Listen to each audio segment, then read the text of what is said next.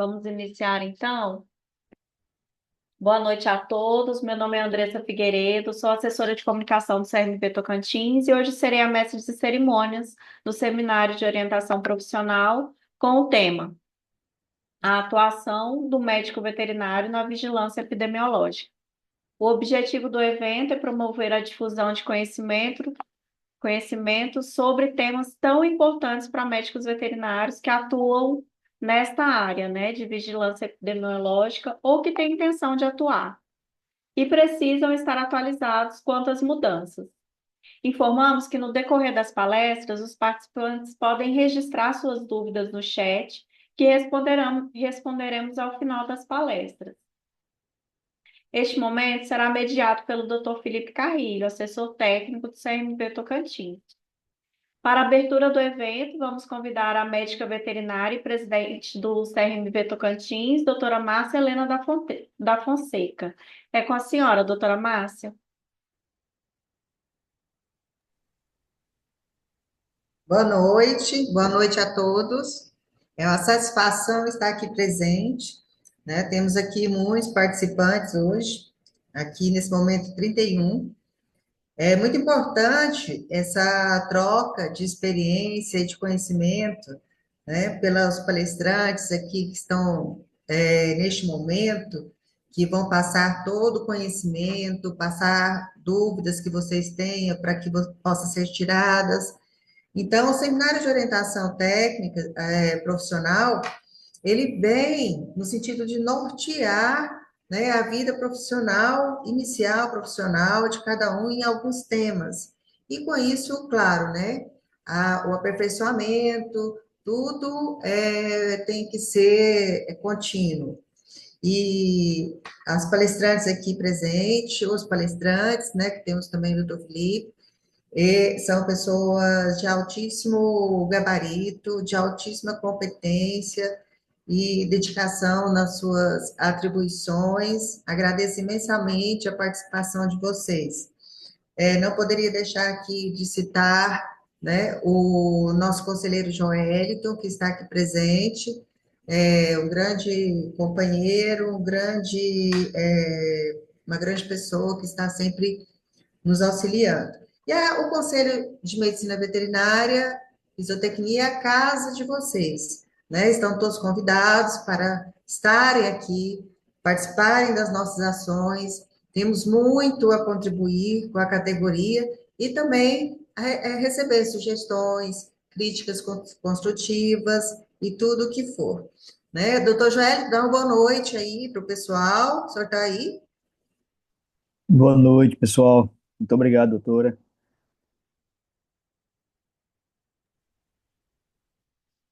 Bom, nesse sentido, agora, né, eu passo o retorno aqui para a nossa querida Andressa e desejo a todos uma noite muito promissora. Estarei presente aqui durante o tempo, né? E que seja uma noite de muito conhecimento. Boa noite, muito obrigada. Obrigada, doutora Márcia. Iniciaremos agora, então, com a primeira palestra da noite, com o tema Insumos e Produtos de Uso Veterinário, ministrada pela doutora Ana Rúbia Martins. Ela é médica veterinária, graduada pela Universidade Federal de Uberlândia em 2002, auditora fiscal federal agropecuária do Ministério da Agricultura desde julho de 2002 também. Atuou nas áreas de inspeção de produtos de origem animal e atualmente atua nas áreas de fiscalização de insumos e sanidade animal do MAPA. Doutora Ana, é com a senhora. Boa noite. Boa noite a todos. Bom, vamos lá. Pessoal, eu vou falar sobre a questão da responsabilidade técnica na área especificamente de produtos veterinários, tá? Primeiramente, essa palestra ela vai servir para aqueles que pretendem ser responsáveis técnicos por lojas agropecuárias, por pet shops, né? Que vão atuar nessa área. A primeira coisa que vocês têm que ter conhecimento é sobre a legislação do Ministério da Agricultura sobre produtos de uso veterinário. Então, assim, é muito importante que vocês, como RTs, estudem a legislação, tenham conhecimento dela, saibam onde procurar quando tiver dúvida, entendeu? A legislação mãe, o decreto mãe, o decreto-lei 467 de 13 de fevereiro de 69. Ele é muito antigo, realmente, né? Mas ele traz o arcabouço, ele traz a base da fiscalização de produtos veterinários, tá? Ele não tem exigências tão detalhadas, né? Ele traz as regras gerais. Depois nós temos o decreto 5.053, de 22 de abril de 2004, que ele dá mais detalhes, ele refina mais as exigências que são contidas no 467, tá? E ali ele fala de tudo, todas as áreas. Ele fala, inclusive, que todo estabelecimento que comercialize, que manipule, que fabrique, que armazene, que distribua medicamentos de uso veterinário, ele tem obrigatoriamente que ser registrado no Ministério da Agricultura, tá? E aí ele fala sobre as características de cada um, o que tem de exigência para cada um para esse registro, e lá também ele vai definir como esses produtos devem ser armazenados, como eles devem ser comercializados, as características desses estabelecimentos, né? Então, assim, o que um fabricante de produto veterinário tem que ter de base, né? E aí depois nós temos outras instruções normativas que detalham mais cada área. Então, nós temos a instrução normativa número 11, que fala da manipulação de produtos veterinários, nós temos a 13, que fala da fabricação, temos instruções normativas que falam só sobre vacinas, então tem várias lá, tá? Nesse link aqui, vocês conseguem acessar informações sobre a área de produtos veterinários. Lá vocês vão encontrar legislação, informações sobre registro, tudo que vocês precisarem está lá, tá?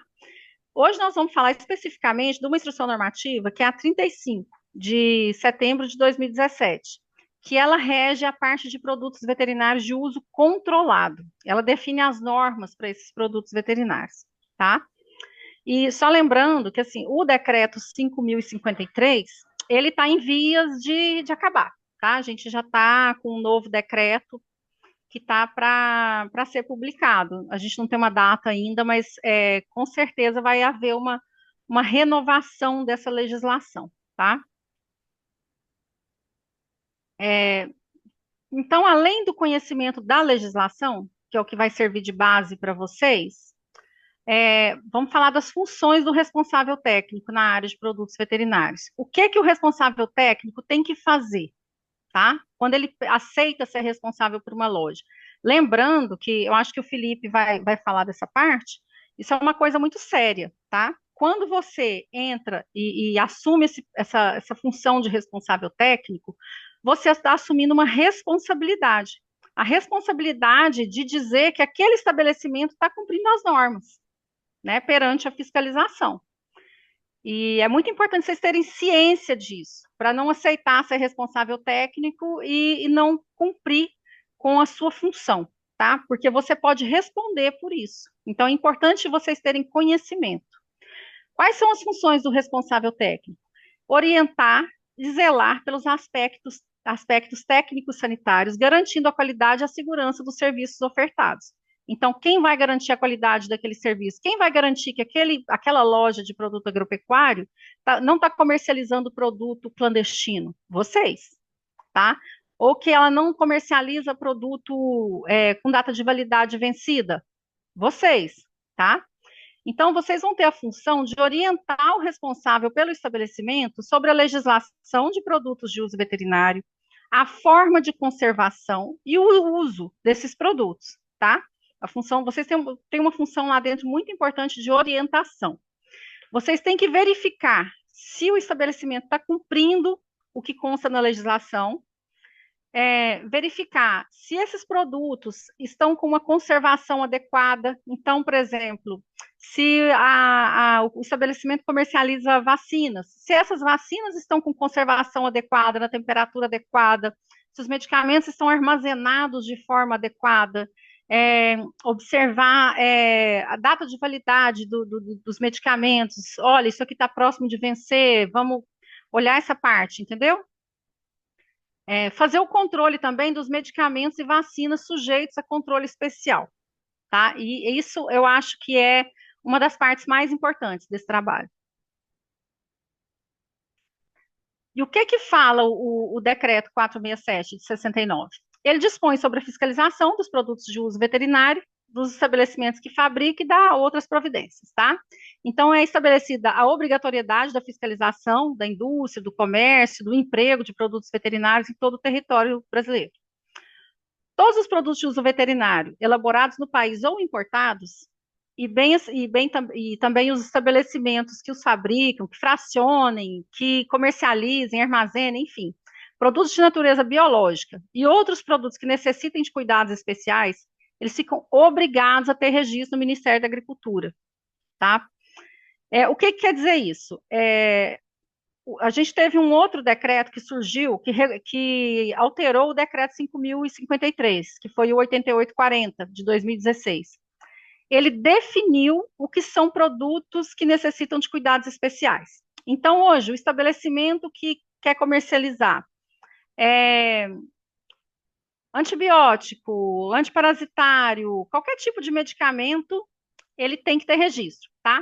Se o estabelecimento for comercializar apenas produtos de embelezamento, são duas coisas diferentes no Ministério da Agricultura, por exemplo, shampoo para clarear o pelo, né? Esse tipo de coisa, ele não precisa de registro, tá? E esses produtos também, eles não são registrados, eles são só cadastrados no Ministério da Agricultura.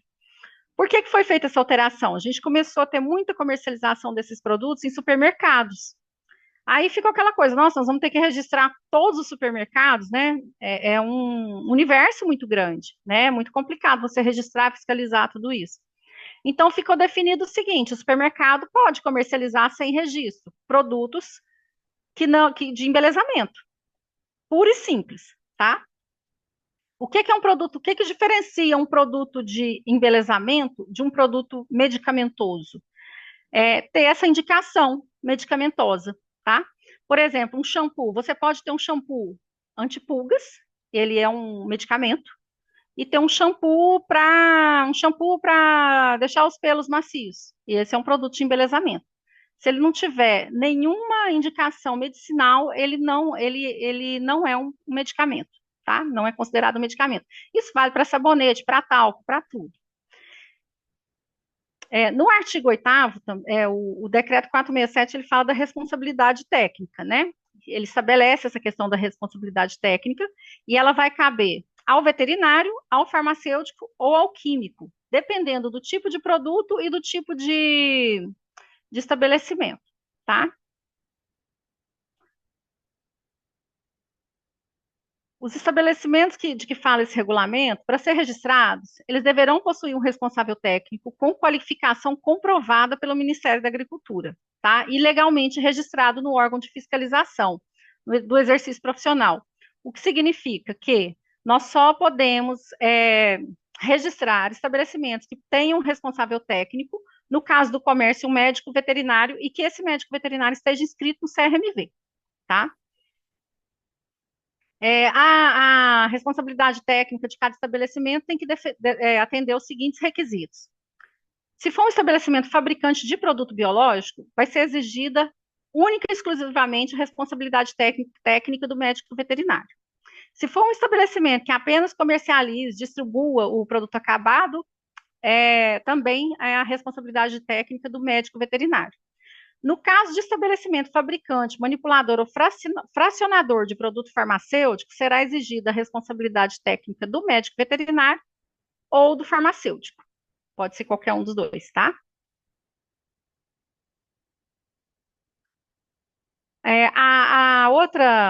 O outro decreto que a gente tem, que é o 5.053 de 2004, ele trata da comercialização, da fabricação de várias áreas, mas especificamente da comercialização, que é o que a gente tem aqui no estado, ela somente poderá ser realizada por empresas registradas no Ministério da Agricultura, tá? Então, todo estabelecimento que comercialize tem que ser registrado. Isso vale para pet shop, para loja agropecuária. No caso de hospital veterinário, se ele não comercializar, ele não precisa de registro. Zoológico, porque às vezes o pessoal me procura, sabe? O pessoal de CCZ, de zoológico, querendo registrar. Mas, assim, não cabe registro nesse caso. O registro só cabe para aquele estabelecimento que vai comercializar efetivamente os produtos veterinários, tá? Gente, se alguém tiver alguma dúvida, viu, pode fazer pergunta. Um artigo, um dos artigos mais importantes, do 5.053, é o 65. Ele fala, o 64 fala que só, saiu do... O artigo 64, ele fala que somente poderão comercializar ou expor à venda os produtos de uso veterinário registrados no Ministério da Agricultura, ou os isentos, que são aqueles de embelezamento que eu falei para vocês, tá? E eles também só podem comercializar esses produtos desde que eles estejam acondicionados em embalagem original de fabricação intacta, sem violação, sem rompimento ou corrosão. Esses produtos têm que estar conservados em temperatura recomendada, conforme a recomendação do fabricante, né, no rótulo. Eles têm que se encontrar dentro do seu prazo de validade. Eles têm que apresentar uma rotulagem sem rasuras, sem a posição de etiquetas, sem emendas ou sem estarem danificadas. Tem que ser mantidas as características físico-químicas desses produtos e eles têm que estar com o número de bulas correspondentes à unidade do produto. Então, o que significa isso? Não pode fracionar produto. A gente vê muito, por exemplo, a gente encontra muito em fiscalização produtos mais caros, tipo Bravecto, né? A loja tem um Bravecto que é só para cães de peso mais alto e não tem para cão de peso mais baixo. Aí ele vai lá, abre a caixa de Bravecto e vende só um comprimido. Isso não pode, tá? Ele tem que vender a caixa de Bravecto lacrada. Essa questão de ter o número de bulas é para aqueles medicamentos, alguns medicamentos, ele pode vender o blister, principalmente o comprimido, né? Acontece isso, vermífugo acontece muito isso. Vem uma caixa com vários blisters e você pode comprar só um blister com 4 comprimidos ou com 2 comprimidos, e aí cada blister daquele tem que ser comercializado junto com uma bula. Então aquela caixa ela vem várias bulas. Que é justamente para isso. Você não pode fracionar um medicamento que não é para ser fracionado, entendeu? A comercialização ou exposição à venda de produtos de uso veterinário, sobre prescrição obrigatória do médico veterinário, requer a apresentação de receita veterinária, com ou sem arquivamento, segundo o ato do Ministério da Agricultura, Pecuária e Abastecimento. Isso aqui é o que a Instrução Normativa 35 de 2017 vai regulamentar, tá? Mais para frente nós vamos falar dela. A comercialização e o emprego dos produtos de uso veterinário sob regime de controle especial, de acordo com a sua classificação, serão definidos em atos do Ministério da Agricultura. Então, foi definido, Instrução Normativa 35, tá? O que deve ser verificado nos estabelecimentos? Você chegou lá, você é responsável técnico, o que você vai olhar? Primeira coisa, a presença de medicamentos veterinários clandestinos, a gente tem muito produto sem registro, muito produto falsificado, muito produto clandestino, tá? Produtos de contrabando, com rótulo em espanhol, em inglês, a gente pega também. E a gente tem também produtos de uso proibido, tá? A gente tem medicamentos que são proibidos no Brasil. Um deles, por exemplo, é a ractopamina. Tá? A gente não pode ser usada no Brasil. Você vai observar sempre a data de validade dos medicamentos e vacinas, tá? Tem muito estabelecimento que deixa o medicamento vence e eles deixam na prateleira e vendem assim mesmo, tá? Então, é papel do responsável técnico observar isso. Observar a conservação adequada dos medicamentos, das vacinas, se esses medicamentos são armazenados em local adequado, em local limpo, com temperatura adequada, né? Você não pode deixar o estabelecimento exposto a molhar, ou a presença de roedores, temperatura, que a gente mora num local muito quente, né? Tudo isso pode comprometer a eficácia do medicamento. E principalmente das vacinas também, né? As vacinas têm que ficar bem armazenadas e acompanhar bem ali o controle de temperatura no termômetro de máximo e mínimo. Você tem que observar se esse estabelecimento está fazendo aquilo que eu falei, que é o fracionamento dos medicamentos. Isso é proibido, tá? A não ser esses que vêm para você vender o blister. Esses que já vêm dessa forma, eles são autorizados. E fazer o controle dos medicamentos de uso controlado. Como é que você vai fazer esse controle? Esse controle depende de retenção de receita ou de notificação de aquisição por médico veterinário. Tem que ter o arquivo da nota fiscal. E você tem que ter um livro de controle. A loja tem que ter um livro de controle, que é como se fosse um livro caixa, né? Colocando o que tem de estoque, o que entrou e o que foi vendido, tá? Com todas as suas... Tem o modelo desse controle na Instrução Normativa 35. Lá tem o modelo do termo de abertura desse livro, o modelo do que você vai ter que constar lá dentro do livro e o modelo do termo de encerramento desse livro, quando ele termina e você precisa começar outro. Você também tem que observar a destinação dos medicamentos vencidos ou danificados. Esses medicamentos têm que ser retirados da prateleira e tem que ser dada a destinação adequada, não pode ser jogado no lixo. Então, o estabelecimento, ele tem que ter um meio de destinar esses medicamentos, né? No caso das farmácias humanas, eles têm uma empresa, eles fazem contrato com uma empresa que recolhe esses medicamentos. No caso das lojas agropecuárias, dos pet shops, assim, eu não tenho visto ainda essa prática. O que o pessoal me relata muito é que eles devolvem para o laboratório que vendeu e o laboratório recolhe, tá? E outra coisa que tem que observar também é a integridade das embalagens dos medicamentos. Se está tudo certinho, se não está corrompida, se não está rasurada, esse tipo de coisa. O que é o papel do RT? É orientar o estabelecimento, né? O proprietário do estabelecimento. É óbvio que, assim, se a pessoa quiser fazer errado, vocês não têm como obrigar a fazer o certo, né? A gente entende isso. Mas como é que vocês vão comprovar perante a fiscalização, perante o CRMV, que vocês estão cumprindo o papel de vocês? Vocês têm que ter um livro com páginas numeradas, um para cada estabelecimento que você for RT.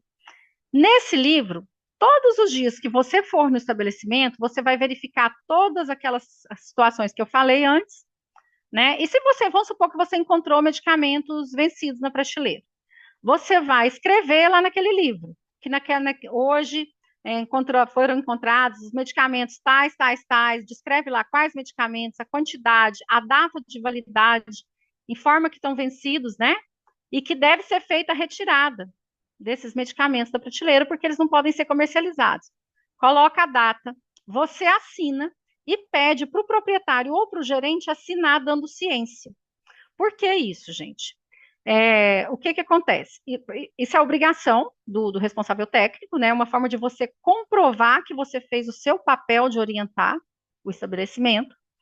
E quando a gente encontra situações irregulares nos estabelecimentos, a legislação nos obriga, depois que o processo foi tramitado, julgado, a loja às vezes foi multada, ou teve o registro suspenso, seja qual for a sanção que foi aplicada. A gente tem a obrigação de pegar esse processo e mandar para o Conselho de Veterinário, para que seja apurada a responsabilidade do responsável técnico. Então, nesse caso, a loja foi autuada, foi multada, tal. Eu mando para o Conselho. O Conselho vai chamar o RT. Vai ter um processo no CRMV. E aí, o que acontece? O CRMV vai chamar você para prestar esclarecimentos. Você vai responder um processo lá. Se você tiver o seu livrinho, você chega lá e fala, não, olha aqui, várias vezes eu orientei, está aqui, ele recebeu a orientação, como lá vai ter a data, dá até para ver com a data do auto de infração, quanto tempo antes você fez essa orientação, enfim. Então, você consegue comprovar que você fez o seu papel. E aí, o que acontece? Seu processo no CRMV morre. Se você não comprovar que você cumpriu o seu papel, o que acontece? Você também vai estar passível de sanção pelo Conselho. E assim, os casos que eu tenho visto, a multa do CRMV em cima do veterinário é maior do que a multa que a loja leva do Ministério da Agricultura. Então, Para evitar esse tipo de problema para você, né, você tem que fazer, cumprir o seu papel, e não é só fazer, comprovar que você fez, tá? Agora vamos falar da Instrução Normativa 35. Ela fala dos produtos sujeitos a controle especial. Ela estabelece os procedimentos para comercialização de substâncias sujeitas a controle especial de uso veterinário, tá, gente? Só para deixar claro aqui, os antibióticos que são de controle especial na linha humana, eles não são de controle especial na linha veterinária, tá? Como que deve ser feita a comercialização, de acordo com a IN 35? O médico veterinário, todos os médicos veterinários, ele tem que se cadastrar no sistema do Ministério da Agricultura, que chama CIPEAG, tá? E aí, lá dentro esse cadastro do CIPEAGRO, ele não tem nada a ver com o registro da loja no CIPEAGRO, porque a loja também, o pet shop, ele também tem que se registrar, tá, no CIPEAGRO. É assim que é feito o registro deles. Esse cadastro é para qualquer médico veterinário, não só RTs, tá?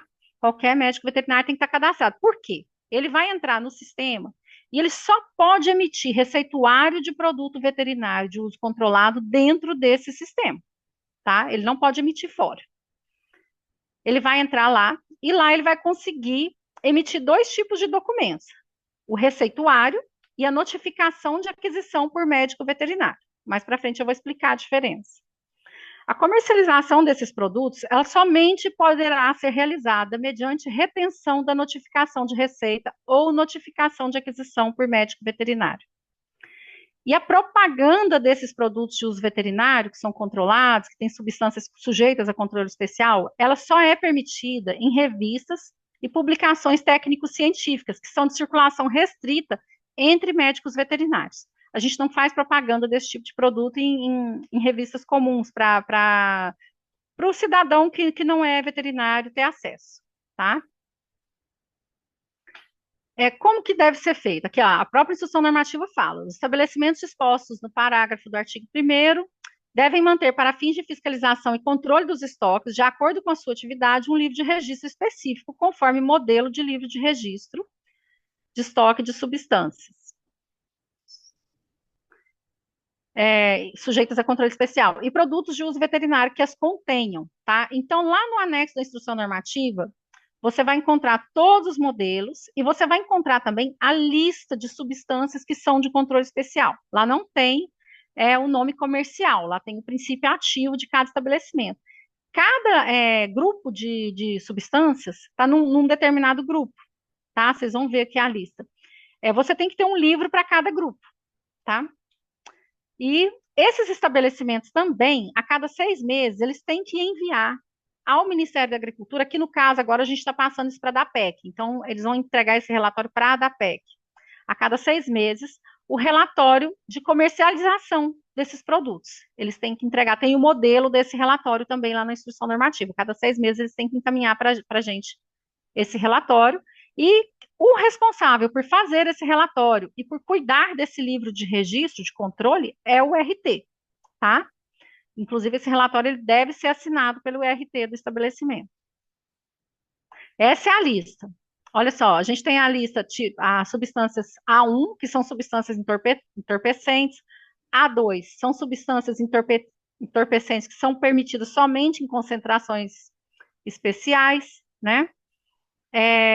A lista B são substâncias psicotrópicas e precursoras, né? Que aí você vai entrar fenobarbital, clonazepam, esse tipo de produto. A lista C2, que são substâncias retinóicas, tretinoína, dapaleno, isotretinoína. A lista C5, que são substâncias anabolizantes, beta-adrenérgicas e que interferem no metabolismo do animal. Aí vai entrar todas aquelas oxandrolonas, trembolona, testosterona, e também tem a lista C1, que é de outras substâncias, que vão entrar aqui basicamente muitos os anestésicos, né? Xilazina, cetamina, acepromazina, estão todos nessa. Cada um são esses aqui. Todos esses princípios ativos aqui são medicamentos de uso controlado e exigem venda só sob retenção de receita. Por que alguns princípios ativos são controlados? Tem sua comercialização controlada? Por quê? Ou eles representam algum tipo de risco para a saúde humana e para a saúde animal, ou porque eles deixam resíduos em alimentos de origem animal, e também, e principalmente hoje, a gente tem visto por serem usados como entorpecentes, tá? Pelas pessoas. Então, a gente tem visto um crescimento muito grande aqui do uso recreativo de cetamina e de xilazina, né?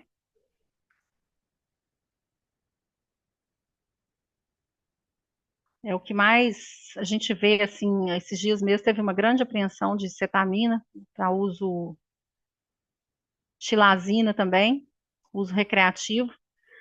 A xilazina que fala é 50 vezes mais forte que a heroína, né? Então, vocês imaginam como que não está essa situação. Isso aqui são notícias da imprensa, né, que a gente tem aqui sobre isso. E como que você, como RT, vai conduzir isso, tá? Esses medicamentos, eles não podem ficar expostos à venda em prateleira ou balcão. Eles têm que ser armazenados num armário trancado, com condições de temperatura e armazenamento adequados. Você é o responsável por esse armário, tá? Você tem que dar conta do que tem de estoque dentro daquele armário, como responsável técnico. É você que vai fazer esse controle. Eles só podem ser comercializados com apresentação de receita ou notificação de aquisição por médico veterinário. E elas devem ser retidas e arquivadas no estabelecimento. Também é sua responsabilidade cuidar desse arquivo. As notas fiscais de compra desses medicamentos devem ser retidas. Então, a loja adquiriu esses medicamentos, vai arquivar a nota fiscal e vai dar entrada da quantidade naquele livro caixa que a gente falou antes. Ele tem que dispor desses livros com páginas numeradas. Esse livro é homologado pelo serviço oficial, tá? Quando você abre um livro desse, tem que levar no serviço oficial. No caso aqui, a gente tem levado para a DAPEC, para facilitar, né, para o pessoal não ter que sair de outra cidade para trazer livro aqui no Ministério da Agricultura. Então, pode ser na DAPEC para fazer a abertura e o encerramento desses livros, tá? Você, como responsável técnico, é responsável pela manutenção desses livros. É você que tem que fazer esse controle. E também você vai elaborar e enviar ao CISA e agora à ADAPEC os relatórios semestrais de movimentação e estoque dos produtos controlados. Todos esses modelos você encontra lá nos anexos da IN 35 de 2017. Agora aqui uma coisa que é muito importante, porque eu vejo muito pessoal fazendo errado isso aqui. Qual que é a diferença entre notificação de receita ou receituário e a notificação de aquisição por médico veterinário? É o seguinte, a notificação de receita ou receituário é o documento onde o médico veterinário faz a prescrição dos medicamentos para o paciente. Então, se eu vou prescrever um medicamento para um animal, eu vou fazer um receituário, uma notificação de receita. Eu estou falando porque, assim, lá no sistema está com esse nome, notificação de receita. Agora, suponhamos, eu sou um veterinário de campo e eu preciso adquirir esses medicamentos para o uso no meu dia a dia de trabalho, uso em cirurgia, em procedimentos. Eu não vou fazer receita, eu vou fazer a notificação de aquisição por médico veterinário, que é tudo lá dentro do CIPEAGRO também. Então, é assim que o médico veterinário vai adquirir esses medicamentos para uso em procedimentos, tá? Aí vamos falar aqui, por exemplo, anestésicos. Anestésicos, você só vai ser comercializado com notificação de aquisição, porque você não prescreve anestésico para paciente, né? Anestésico é usado para realização de cirurgias. A não ser que seja lá uma cepromazina em gotas, que você pode prescrever para uso durante uma viagem, por exemplo, você não vai prescrever esse tipo de medicamento, anestésico, essas coisas, né? Cetamina, você não vai prescrever cetamina, você não vai prescrever xilazina, isso você adquire para uso nos seus procedimentos. Então, é notificação de aquisição por médico veterinário. E para a emissão desse tipo de receita ou de notificação de aquisição, o médico veterinário tem que possuir o sistema, o cadastro no sistema CIPEAGRO, pois tanto um quanto o outro você só pode ser emitido dentro do sistema, tá? E outra coisa, gente, que eu vejo muito colega fazer, sob hipótese alguma, passe o seu login, a sua senha do sistema para outra pessoa. Por quê? Qualquer pessoa pode entrar lá com seu login, sua senha, emitir receituário e emitir notificação de aquisição.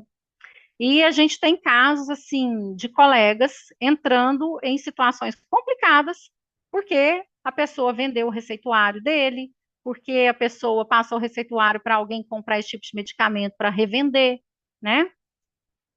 Então, assim, não passem, esse login é o login de vocês. Inclusive, agora, só acessa com o login do gov.br. Então, assim, é mais um motivo para você não passar para ninguém, porque esse login do gov.br, a pessoa tem a sua vida ali na mão dela, né, em vários sistemas do governo federal. Isso aqui é uma notificação de receita. Você vai ter a identificação do animal e do proprietário, o tipo de produto, quantidade que vai ser adquirido e a forma de uso, né? E aqui vai ter a notificação, a identificação do comprador, tudo certinho. Isso aqui é a notificação de aquisição por médico veterinário. Aí aqui o médico veterinário vai colocar os produtos aqui que ele necessita adquirir, a quantidade, e ele vai assinar, e também o fornecedor, quem está vendendo para ele, vai assinar. É diferente, não tem recomendações de uso, não tem nome do animal, não tem nada disso. Aonde vocês podem buscar informações sobre esse assunto? Ah, nos painéis do Ministério da Agricultura, né, nós temos aqui os painéis BI, que fala sobre que tem os estabelecimentos, são registrados, fala sobre os produtos farmacêuticos, os biológicos, tem toda a legislação, todas as orientações que vocês venham a precisar, tá? O link é esse aqui, tá? O site é www.agricultura.gov.br e lá vocês encontram, vocês vão em assuntos, insumos pecuários e lá dentro de insumos pecuários, produtos veterinários. Lá nos painéis BI vocês têm esse tipo de informação, ó, que dá os estabelecimentos registrados. Tem uma informação importante lá também, que é, você encontrou um produto, você não sabe se ele é registrado ou não, lá você encontra a lista dos produtos registrados, você pode consultar esse produto, e você também encontra uma lista com produtos que estão com ordem de apreensão obrigatória, tá? Que são produtos que não estão adequados, que foi emitido por um motivo ou por outro, ou por ser clandestino, ou por ter algum problema na fabricação, e aí lá vocês encontram a lista desses produtos. Aqui é a lista de produtos registrados, você consegue encontrar. As publicações, né, a lista de estabelecimentos e também de médicos veterinários que são cadastrados no CIPEAGRO. Agora, uma coisa assim, muito importante que eu quero falar com vocês é o seguinte: muita atenção, muito cuidado com essa senha do CIPEAGRO, com esse cadastro de vocês, com esse controle desses produtos. Por quê? Se você for pego vendendo receita, alguém vendendo receita com a sua senha, esse tipo de coisa, você pode ser enquadrado em crime, tá? Então a gente entra em crime tributário, crime contra a saúde pública, por também, se você não cumprir com a sua obrigação de RT também, e crimes relacionados a contrabando e descaminho e tráfico de drogas, tá, gente? Então, de repente, a gente tem colegas aí hoje, pelo Brasil afora, aí respondendo por tráfico de drogas. Então, se tomem muito, muito cuidado com essa área. Com relação ao CIPEAGRO, para você fazer o seu cadastro, como que você vai fazer? Você vai entrar lá no site do Ministério da Agricultura, na parte dos sistemas. O que eu acho mais fácil é jogar assim, sistemas mapa no Google, que ele vai direto. Ou CIPEAGRO mapa. Você vai direto na página de login do sistema. Você vai usar o login do gov.br, tem um botão lá, entrar com gov.br, você vai entrar com esse login. No site do Ministério, você tem essas instruções e também você pode solicitar para a gente, que a gente encaminha por WhatsApp, tá? Você vai entrar lá, vai anexar a sua carteirinha de CRMV, frente e verso, legível, tá? Vai preencher os dados e vai enviar para análise. A gente vê muita gente que vai lá, começa a fazer o cadastro, anexa o documento, preenche tudo e não envia. Aí a pessoa me cobra, meu cadastro até hoje não foi aprovado. Eu vou entrar lá, não foi enviada. Então, ela não chega para ser analisada e para ser aprovada, tá? Essa solicitação é uma solicitação que eu não tenho como colocar pendências para vocês corrigirem. Se tiver alguma coisa errada, eu tenho que indeferir e aí você tem que começar tudo de novo. Então, prestar atenção no anexo da carteirinha, se for, está abrindo, nas informações que vocês colocaram lá, porque às vezes eu já tive gente que a pessoa mesmo escreveu o nome dela errado. Aí é uma trabalheira para trocar, porque às vezes nem eu percebi, porque ela que escreveu, né? Assim, ou pôs o número do CRMV errado, sabe? Aí a gente tem que ficar solicitando para o TI alterar, dar uma conferida antes. O arquivo da carteira do CRMV. No nome do arquivo, não coloque C cedilha, acento, caractere especial, porque quando ele vem para mim, eu não consigo abrir, se tiver com alguma coisa desse tipo. E aí eu tenho que indeferir e você tem que começar tudo de novo.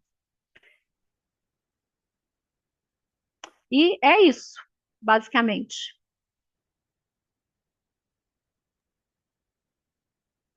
Certo, doutora. O pessoal fez. Temos algumas perguntas aqui no chat. A Thalita perguntou: então não pode vender o comprimido individual de Simparic, da caixa que vem três? Não, não pode. Ou você vende a caixa para o peso adequado do animal, ou a pessoa compra a caixa fechada e aí, sei lá, ela vai dando comprimido para o animal dela ali, conforme a necessidade. Mas você não pode abrir a caixa e vender só um comprimido. Certo. Leógenes fez uma pergunta. Eu gostaria de saber se farmácia de manipulação para pet é necessária a presença de farmacêutico e veterinário ou somente a presença de veterinário? Depende. Isso aí tem até uma controvérsia a respeito disso. Porque a farmácia humana, ela faz só com um farmacêutico como responsável técnico, tá? A farmácia que é exclusiva veterinária, a gente tem uma duplicidade aí da legislação. A gente tem, no decreto, fala que pode ser o farmacêutico ou o veterinário, mas a instrução normativa número 11, ela fala só em farmacêutico. Então, assim, a gente já teve uns casos aqui que a pessoa acionou justiça e tal, e a gente concedeu a pessoa sendo veterinária. Eu acho que os dois podem atuar nessa área, tá? Essa é a minha opinião pessoal. Mas tem uma legislação fala que pode os dois e uma fala só, não é nem que ela fala que pode ou que não pode, mas ela só fala do farmacêutico na hora dos procedimentos ali, sabe? Porque eu acho que quando ela foi feita também, não existia essa figura da farmácia de manipulação exclusivamente veterinária. Você tinha as farmácias humanas que começaram a fazer medicamentos veterinários, né? Então tem essa divergência aí. A Doutora Ana, boa Andressa. noite. Boa noite. André, queria contribuir também nesse sentido aí das perguntas. Inicialmente, boa noite a todos. Doutora Ana, parabéns pela palestra, muito bem didática, sempre explicando com excelência, né, sobre a questão do CIP-Agro, a questão do receituário, a aquisição. No sentido do conselho agora, da pergunta do doutor Leógenes, né? Nós temos algumas legislações que reforçam que é interessante sempre que seja o médico veterinário à frente das questões que envolvem a medicina veterinária e os produtos de uso veterinário. Realmente nós temos conhecimento que algumas legislações a nível federal do MAP e da Anvisa, elas deixam um pouco mais aberto, né, falando do profissional habilitado, então o farmacêutico é um profissional habilitado no conselho dele, o médico veterinário no nosso conselho, mas o que é interessante sempre que nós tentamos, a nível de conselho, né, manter que, conforme o artigo 5º da nossa lei de regulamentação, a questão dos estabelecimentos que envolvem assistência técnica aos animais, sob qualquer forma, são privativos do médico veterinário. Então, nós achamos interessante o quê? Ter a presença do veterinário como RT ali nas questões voltadas à assistência aos animais, e o farmacêutico pode entrar na equipe multidisciplinar para dar um suporte para esse profissional. A nossa legislação já é um pouquinho diferente. Uhum. Mas só queria contribuir nesse sentido. A gente Não, tenta assim, manter tem uma divergência nisso aí, né? Porque a legislação do Uhum. conselho fala uma coisa, a legislação do Isso, ministério, uma legislação fala de uma coisa, a outra fala de outra. exato. Eu acho que é uma coisa que eles vão corrigir nesse Sim, próximo decreto que está saindo aí, porque a gente está tendo uma sim. revisão de Uhum. todas as legislações do mapa, sabe? Então, eu acredito que isso deve ser corrigido e definido nessas próximas. Tá Mais ótimo. alguma pergunta? Tem. A doutora Andressa perguntou: no caso, quem faz as anotações do CISCAD de forma online, como faz para enviar esse relatório a cada 6 meses? Esse relatório, ele é feito fora do Siscad. Ele não é no Siscad. Você pode fazer ele numa planilha de Excel. A gente está com um sistema do Ministério que está para iniciar, que vai ser, não vai mais precisar enviar esses relatórios. Você vai alimentar no sistema esse fluxo de produtos, sabe? Só que ele vai iniciar agora para fabricante de forma voluntária e a partir de janeiro de forma obrigatória.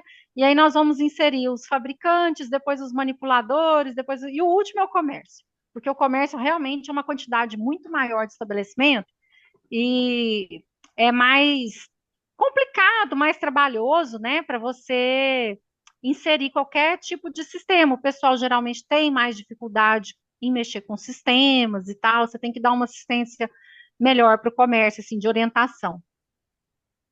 Certo. Doutor Ian perguntou como pedir para o responsável legal assinar o livro de registro, dando ciência a uma notificação feita pelo RT quando é utilizado somente o livro digital, no caso, utilizando somente o livro disponível no Siscad. É porque, assim, nesse caso, você vai ter que ter o livro físico mesmo. Você vai abrir um livro físico de orientação, tá? E vai fazer isso. É como faziam os astecas e os maias, né? A gente tem pensado, assim, em formas, né, Porque, por exemplo, o Ministério da Agricultura não acessa o Siscad, né? O Siscad é um sistema do CRMV, né? Então, Isso. se eu chegar lá, eu não vou saber que você fez, entendeu? Então, você tem que ter esse livrinho. Certo. É até uma coisa para a gente Andressa, pensar se dá para a gente aceitar só o sistema do CRMV, enfim, porque assim, deixando bem claro aqui, eu não fiscalizo o veterinário, tá? A obrigação de fiscalizar o médico veterinário é do CRMV.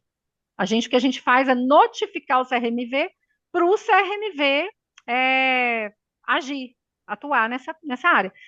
Eu acho que também fica um pouco assim, com relação ao livro de controle de medicamentos, ele precisa ter um livro físico, mesmo que tenha um sistema, tem que ter um livro físico, tá? Agora, com relação a essa notificação do veterinário, fica a cargo do CRMV. Se o CRMV também considerar que essa orientação no Siscad vale, né? doutora, é, até gostaria de contribuir novamente. O doutor Ian fez uma pergunta muito pertinente, ele até antecipou um slide da minha palestra, que nós temos os documentos de uso obrigatório do RT. O primeiro deles, de rotina, realmente é o livro de registro de ocorrências, que Uhum. anteriormente era só na modalidade física, né? Caderno ata, com páginas numeradas, abertura no conselho, e há 2 anos mais ou menos agora nós temos essa modalidade no Siscad de forma digital, e o RT ele pode optar por um ou por outro, ou até Ah, mesmo pelos sim. dois. E, Só e que tem o que que é como importante? o representante legal dar a ciência no sistema? Aí o que que ocorre? Não tem como. Por isso que um dos documentos ele continua somente no formato físico, que é o termo Ah, de sim. constatação e recomendação. Ele consta no site do conselho e é justamente para essa situação. Então, o profissional RT veterinário ou zootecnista, ele fez uma orientação que não foi acatada pelos colaboradores ou pelo responsável legal do estabelecimento, proprietário, ele vai no site do conselho, imprime em duas vias o termo de constatação e recomendação e envia para o conselho. Ou o laudo informativo que ele pode fazer diretamente no sistema, que é basicamente um ultimato que ele dá das orientações. Então, passei a orientação de retirar um medicamento veterinário da prateleira que estava vencido, ou descarte de uma matéria-prima que ele deveria ter sido descartado, alguma questão importante que, inclusive, pode realmente trazer uma questão ética para ele futuramente, ou até mesmo na esfera criminal ou civil comum, Uhum. ele faz o laudo informativo para se resguardar. Então, ó, eu repassei as orientações para os responsáveis desse estabelecimento, não me escutaram, então eu estou informando aqui para o conselho que qualquer coisa que ocorra daqui para frente não é mais minha responsabilidade. E transcreve tudo Certo. isso. Só que, Uhum. lógico, né? O profissional ele continua como RT, mas ele tem que ter documentos que comprovem Sim, isso, imagem e tudo sim. mais. Aí é o laudo informativo, que não Uhum. necessitaria da assinatura do outro, do Isso. responsável legal em si, né? Digamos. Ah, gente, mas assim, o meu conselho é que no caso de produto de uso controlado, especialmente esses produtos que são usados como droga recreativa, tipo cetamina, se o estabelecimento, se você vai lá, você orienta uma vez, você orienta duas, e o estabelecimento ainda assim não quer agir da forma correta, o que eu dou, assim, é um conselho para vocês mesmos, deixe de ser RT dessa pessoa. Por quê? Se esse cara for pego pela polícia, você vai estar envolvido no meio daquilo ali, e aí, para você resolver esse problema, vai te dar muito trabalho, sabe? Deixe o CRT dele e denuncie ele no Ministério da Agricultura. Porque nesses casos, assim, são coisas muito graves, sabe? Quando vê você está respondendo por tráfico de drogas junto com essa pessoa.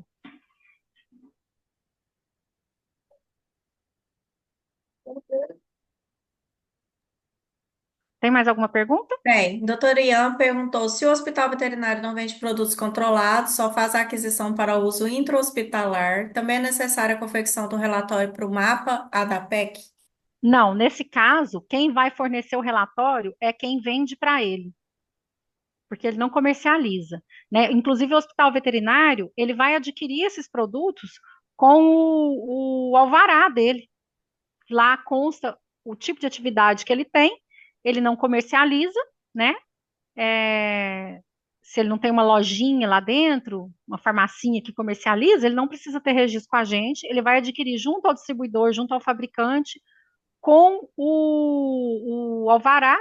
E tem assim, aí isso aí também é outra coisa que dá muita dúvida. Tem distribuidoras que só vendem se tiver uma notificação de aquisição por médico veterinário. Só nesses casos. Então, assim, e aí o pessoal acaba tendo dificuldade para comprar, porque às vezes o veterinário que trabalha lá não quer ficar emitindo notificação de aquisição, porque é uma quantidade grande, né? Para a pessoa ficar comprando ali no nome dela, chama atenção. Aí o que eu recomendo? Gente, manda a notificação de aquisição e manda junto o alvará, a cópia do alvará, para identificar, porque isso é uma coisa que você tem como explicar. Não, eu estou comprando isso aqui porque eu sou responsável por um hospital veterinário. Pronto, né? Não, isso não é um problema. Esses estabelecimentos, eles não precisam de registro. Zoológico também, esses locais que cuidam de animais, né? Mas normalmente as distribuidoras, eles têm, assim, um receio de comercializar sem uma notificação de aquisição, sabe? Certo. A doutora Andressa perguntou, nesse caso da comercialização de cetamina, xilazina, quando vendemos com a receita Cipeagro, mesmo não tendo controle de como será utilizado por quem comprou, mesmo assim podemos ser investigados, porque se o comprador tem a receita, como saberemos, como ele vai usar, É, faz o uso correto? então, a questão isso aí não é medicamento para ser vendido com receita. Você entendeu? Porque por que você vai prescrever cetamina para um animal? Você não prescreve. O que vai ter é um médico veterinário que ele vai comprar cetamina para fazer cirurgia. O médico veterinário de campo é a forma dele adquirir medicamento, né? Mas aí, normalmente ele não vai comprar um frasco só, dificilmente. Ele mesmo lá com a notificação de aquisição comprar. Ele não pode dar aquilo na mão de uma pessoa, falar vai lá e compra, entendeu? A minha recomendação é o seguinte: chegou alguém lá com receita de cetamina, não venda. Perfeito. Aí já responde a próxima pergunta dela, que ela questiona qual a receita mais segura quando o tutor que traz. Podemos receber aquela receita de aquisição sem prescrever dose, dias, duração do tratamento, ou é mais Não. seguro receber a notificação? O receituário, quando você fala de receituário, aquele medicamento foi prescrito para um animal, lá tem que ter a dose que ele vai tomar e a duração do tratamento. Porque você não prescreve um medicamento para o animal sem, sem duração, sem dose, sem nada. Certo. Isso aí, no caso, vai ser aí alguém prescreveu esse medicamento para esse animal, né? Vai ter que ter um carimbo de um veterinário, a assinatura de um veterinário. Eu acho que ela quis dizer isso, de receber essa receita, né? Quando Não, você não pode. vendi É o seguinte, sabe quando você vai na farmácia comprar medicamento de uso controlado? Se você chegar lá e aquela receita que você levou tiver qualquer probleminha, qualquer eles não te rasura, vendem. verdade. Se tiver rasura, se ela já tiver passado, eles têm, no caso do medicamento humano, eles têm um prazo, né, para você adquirir o medicamento com a data da receita. Então, tem medicamento que são 10 dias. Você pegou a receita hoje, você tem 10 dias para comprar. Se você não comprar dentro desses 10 dias, aquela receita está inválida. Eles não te vendem e Uhum. pronto, né? Eu acho que assim, o Ministério da Agricultura está precisando de um sistema melhor que o CIPEAGRO, né? A gente vai fazer agora o sistema de relatórios, vai começar a funcionar, que eu acho que vai. E esse sistema vai estar lá, o fabricante vai estar interligado com o distribuidor, com o comerciante. Eu vou saber que sei lá, a Zoetis vendeu para a distribuidora aqui do Tocantins, a distribuidora vendeu para o pet shop aqui da esquina da minha casa, entendeu? Então, esse sistema vai fazer esse link. Por enquanto, a gente ainda não tem. Por enquanto, receituário e notificação de aquisição também só no CPAgro. Se chegar com receita de medicamento controlado, feita fora do CPAgro, também não aceite, tá? E lembrando, gente, que esse receituário do CPAgro, porque lá você escolhe o medicamento, todos os medicamentos que são registrados no Ministério da Agricultura de uso controlado, eles estão lá dentro do sistema para você selecionar lá. Então, assim, se for medicamento de uso humano, não vai estar lá. Se for medicamento que não é controlado, também não vai estar lá, tá? Aí esses você pode fazer nos outros tipos de receituário. Inclusive, tem medicamento de uso humano que você só consegue comprar com aquele talonário, o amarelo ou azul, né? Aí isso aí já tem que ver com a vigilância sanitária do município, já não é nem com a gente. Agora, os que são de uso veterinário e de uso controlado, tudo dentro do CPAgro, que são esses dessa lista aí da instrução normativa. Certo. Doutor Pericleon perguntou qual a frequência de fiscalização do mapa, semestral, anual? Então, o mapa hoje a gente está assim, né? A única pessoa que fiscaliza hoje no mapa sou eu para todas as lojas e pet shops do estado. Então, hoje a gente passou isso para a ADAPEC, tá? E quem está fazendo essa fiscalização é a ADAPEC. Eu estou trabalhando assim, orientando eles, né? A gente até vai dar um treinamento para eles agora, em outubro. A gente está fazendo essa transição para a ADAPEC. Então, a ADAPEC a frequência deles, eles estão na loja toda semana, né? Escritório em todas as cidades, né? Tem escritório em todas as cidades, assim, eles têm muito mais alcance que nós, né? Sim, perfeito. A gente o CPAgro ainda é comigo, né? Porque eles não têm acesso, a gente não sei nem se a gente vai conseguir passar para eles, porque a intenção do Ministério é desenvolver um sistema melhor que o CPAgro, e a gente mudar de sistema. Mas, assim, o CPAgro ainda está comigo. Essa parte de atendimento, olha, o que tem que fazer, quais documentos que precisa, é tudo comigo. Tem o WhatsApp nosso lá, que é o 32, acho que até coloquei ele no final da palestra, 3219-4373, esse telefone é o WhatsApp. Qualquer dúvida pode mandar mensagem. Preciso saber as instruções para fazer cadastro. Manda mensagem lá e me pede que eu mando para você. Perfeito, doutora Ana. A gente agradece demais. Tem mais uma pergunta do doutor Leógenes, mas fica para o doutor Felipe, que é a palestra que vai falar sobre ART no site do Conselho. Ele está questionando isso. Eu que agradeço, A gente. gente agradece imensamente sua contribuição. A senhora está sempre disponível. É maravilhoso. Obrigada. Certinho, estou à disposição, sempre que vocês precisarem. Obrigada mesmo. Foi muito rica a palestra. Dando continuidade, a segunda palestra da noite será com as médicas veterinárias, doutora Ketrin Carvalho Gomes e doutora Mariana Pereira Parente, que atuam no Centro de Controle de Zoonoses de Araguaína, cidade localizada na região norte do estado, né? O conteúdo será sobre as experiências, estratégias de vigilância, desafios e boas práticas na rotina do Centro de Controle de Zoonoses. Doutora Ketrin Carvalho Gomes tem graduação em Medicina Veterinária pela Fundação Universidade do Tocantins, especialização em Saúde Pública pela Universidade de Ribeirão Preto, especialização em Vigilância em Saúde, Controle de Zoonoses pela Fundação de Medicina Tropical do Tocantins, é mestre em Sanidade Animal e Saúde Pública pela UFT, médica veterinária lotada no Centro de Controle de Zoonoses, responsável pelas rotinas dos programas municipais de vigilância e controle das leishmanioses, malária, doença de Chagas e laboratório de entomologia. Boa noite a todos. Primeiramente, gostaria de agradecer ao convite e à oportunidade. A gente está discutindo, conversando um pouco sobre a experiência dentro das ações de vigilância e controle, né, das zoonoses. Vocês me ouvem bem?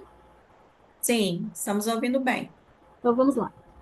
Então, repassando um pouquinho da nossa experiência em relação às estratégias de vigilância, alguns desafios de práticas na rotina do Centro de Controle de Zoonoses, a gente vai voltar um pouquinho em relação a... Pode passar, Andressa. Sim. De acordo com a OMS, a Organização Mundial de Saúde, existem mais de 200 tipos de zoonoses. E o que são essas zoonoses? São doenças transmitida dos animais para o homem e vice-versa. Então, elas correspondem a 62% da lista de doenças que são de notificação obrigatórias, compulsórias, por todo o mundo. Pode passar, Andressa. Então, a Organização Mundial de Saúde Animal, eles relatam que 60% das doenças emergentes tem um animal ou então um vetor na sua origem. 75% das doenças infecciosas humanas conhecidas têm um animal ou um vetor envolvido. 5 doenças humanas aparecem todos os anos e, dentre elas, 3 são de origem animal. E 80% dos agentes com potencial uso bioterrorista são patógenos zoonóticos. Pode passar, Andressa. Então, quando o médico veterinário ele tem essa atuação nas suas áreas, na sua área de atuação, ele tem um leque bem amplo, porque a gente consegue integrar a abordagem de saúde animal, saúde humana, saúde ambiental, e é isso que é a One Health, ou saúde única, ou agora, atualmente, esse termo, essa nomenclatura está mudando para uma só saúde. Porque o Ministério da Saúde comenta que, para não causar nenhum conflito, nenhuma dúvida em relação, para não ficar muito parecido com a saúde única, com o sistema de saúde única, que é o SUS. Então, eles acharam melhor adotar o termo One Health, uma só saúde. Então, pode passar, Melissa. Então, hoje, os centros de controle de zoonoses, eles estão passando por uma transição na nomenclatura do nome. Então, está ocorrendo essa mudança de CCZ para UVZ, que são unidades de vigilância de zoonoses, que foram normatizadas pela portaria 758 de 2014 e atualizada pela portaria 465 de 2023. Então, os CCZs, ou UVZs, elas são unidades de serviço de saúde pública dotadas de atribuições e competências definidas pelo Ministério da Saúde. Para esclarecer as atribuições e competências dessas unidades, tem a nota técnica número 13 de 2024, com o intuito de padronizar todas as ações, as atribuições e as funções de uma UVZ. Pode passar, Andressa. Para isso, o Ministério da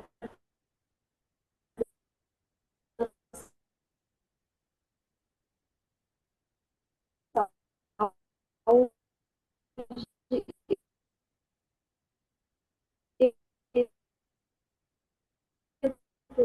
Então, nós temos hoje, a maior concentração é na região sudeste.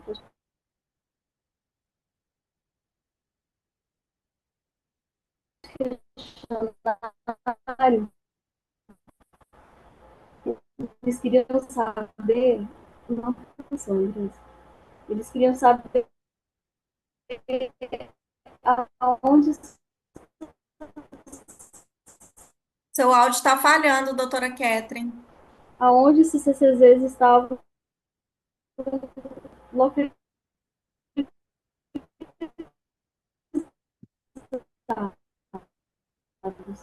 Travou, Andressa.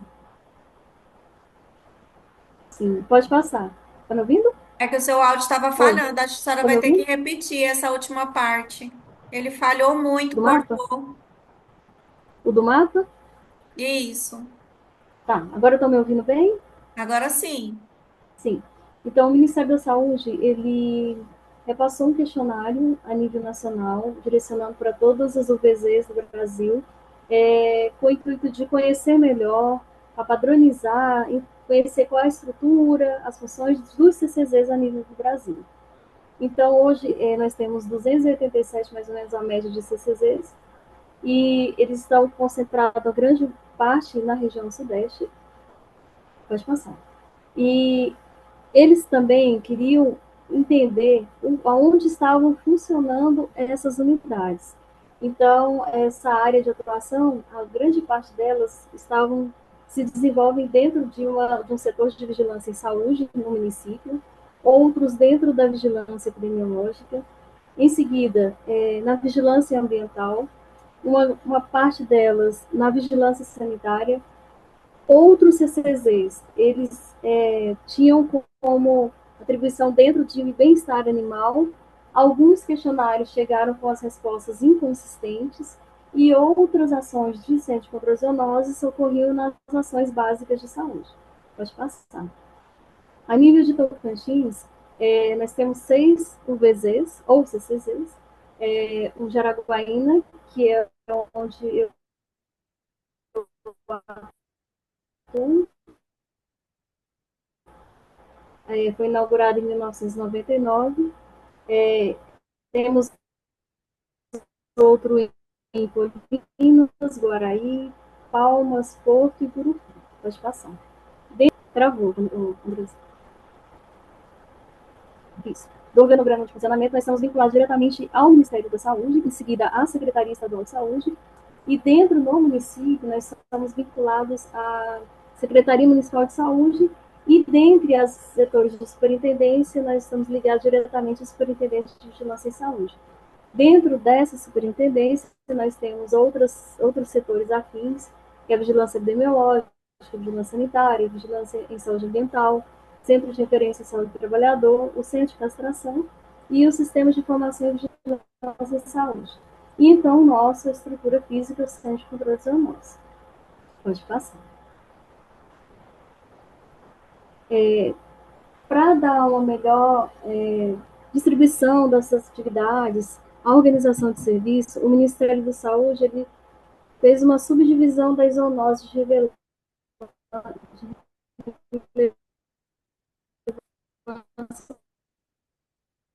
para a saúde pública. Dentre elas, nós temos as zoonoses monitoradas por programas nacionais de vigilância e controle, as zoonoses de relevância regional ou local e as zoonoses emergentes ou reemergentes. Então, como são vários programas, a gente vai focar em um deles, que é, dentre esses programas que são monitorados pelo Ministério da Saúde, nós vamos entrar um pouco agora falando sobre o Programa Municipal de Vigilância e Controle das Leishmanioses. Pode passar, Andressa.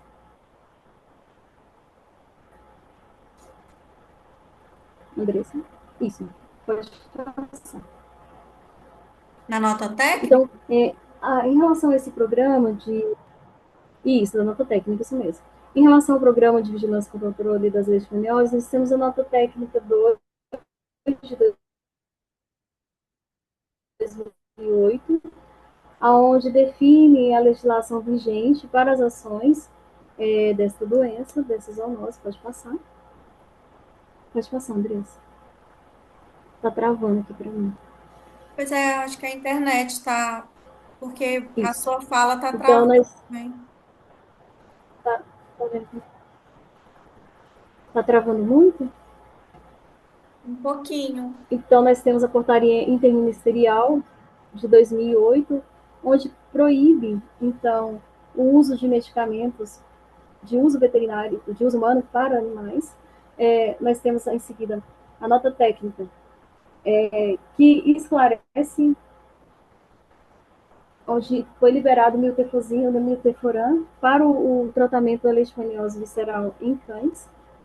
E, pode passar, Andressa. E a nota técnica número 14 de 2022, onde tem a recomendação quanto à lei 14.228, que dispõe sobre a proibição da eliminação de cães e gatos pelos órgãos de controle de zoonoses. Então, isso aí foi uma discussão muito ampla, onde uma das ações, das atividades que eram inseridas dentro do programa de vigilância e controle das leishmanioses, que era a eutanásia dos animais positivos, né? E daí eles criaram, então, uma nova discussão técnica, número 14, onde os animais que estavam soro-reagentes, eles se enquadravam, então, em situações de risco de zoonoses. Então, hoje a gente tem essa situação da liberação, enfim, da eutanásia também, como uma das atividades de controle da doença. Pode passar. Para toda a ação, todas as atividades, nós temos, é interessante a construção de planos de ação. Então, a Araguaína tem um plano de ação desde 2022, aonde nós vamos ter que, nós estamos atualizando esse plano para os próximos anos, pode passar. E esse plano, ele está direcionado para os objetivos básicos nacionais, que é a redução da letalidade da leishmaniose visceral em humanos, reduzir o grau da doença com o diagnóstico precoce, tratamento oportuno, e as ações de controle da população de reservatórios e do agente transmissor, que é o mosquito palha, com fins para diminuir, então, os riscos de transmissão. Pode passar, Andressa. Dentro do programa, as nossas ações elas são direcionadas para os componentes do programa, que são o vetor, o reservatório e o homem, ou seja, os que participam do elo da transmissão, sem contar com as variáveis ambientais, sociais e econômicas. Então, para cada elo, cada componente do programa, as ações elas são específicas para serem realizadas. Pode passar. Quando a gente fala nessas ações, nós temos as ações direcionadas ao homem. Então, a equipe, ela precisa identificar essas áreas vulneráveis, ou então que elas são receptivas para a transmissão. Essa receptividade significa que a presença do inseto transmissor da doença, que é o mosquito palha, além disso, investigar, caracterizar todos os casos da LV, avaliar a autoctonia, ou seja, o local provável de infecção.